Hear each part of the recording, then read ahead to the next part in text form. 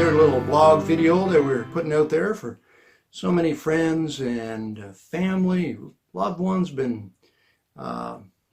sending their love our way, calling us up, sending us cards. We are so overwhelmed with response, people's prayers.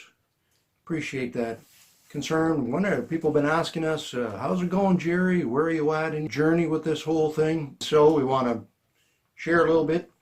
And then we went to the cancer clinic in Ottawa, went through the procedure, and then they gave us a new scan. It was called a PET scan.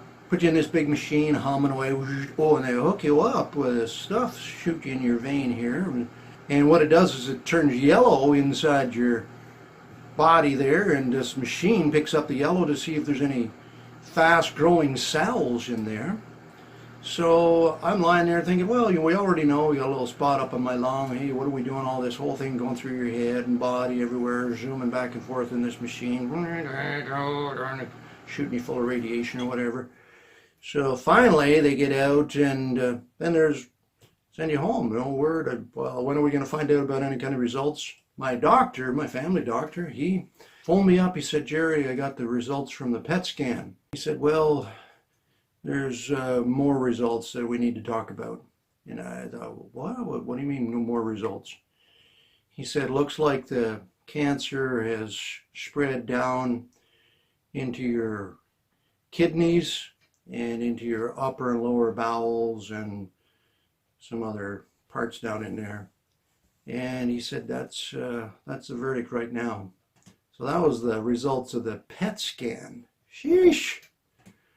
Whole episode kind of changed now. Before it was going to be a little operation, cut it out, and you're on your way. Now it's like, oh, he said, well, looks like probably chemo will be able to take care of that. Chemo? I didn't want anything to do with that. So that's where we're at right at this point in time. It's been difficult, to say the least. There's been times when Bonnie and I have just kind of hung on to each other and cried and wondering what tomorrow holds.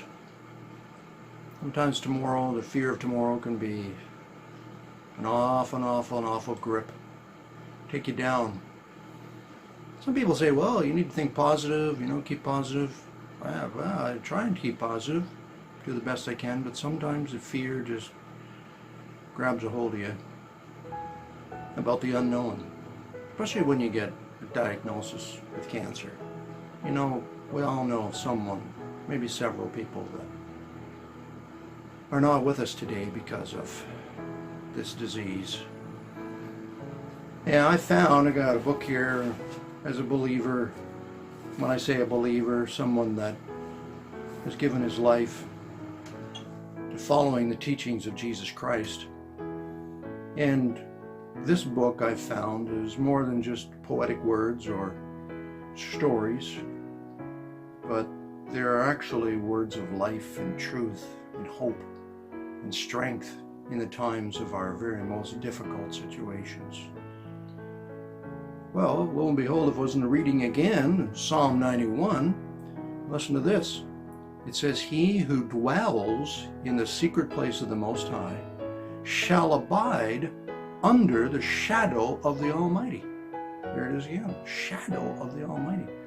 He says, I will say of the Lord, he is my refuge and my fortress. Now here's a key for us, for you perhaps today.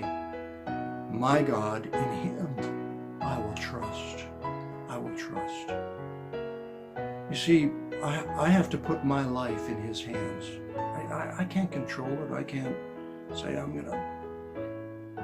I say, Lord, here's my life. Be with me through this journey. Take me, help me, strengthen me. I'm going to trust. And I'm going to abide under the shadow, the great of my God. And I will say of the Lord, he is my refuge. Where's your refuge today? What are you leaning on? What are you hoping in your struggle, in your trial, in your journey? Listen to Bonnie as she sings this song. Hi, I'm here to share my part of this journey with Jerry.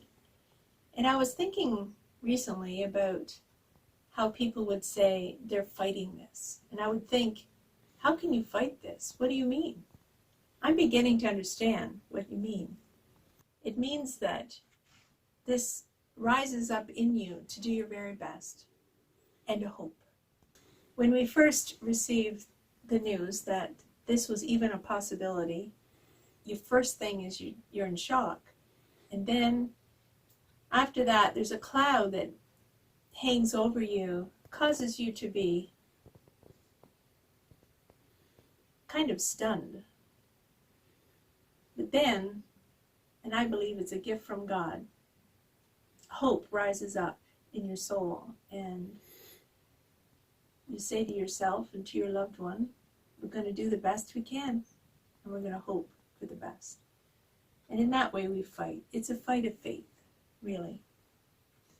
But one song that I would like to share with you this afternoon is an old song that has brought comfort to me these past days.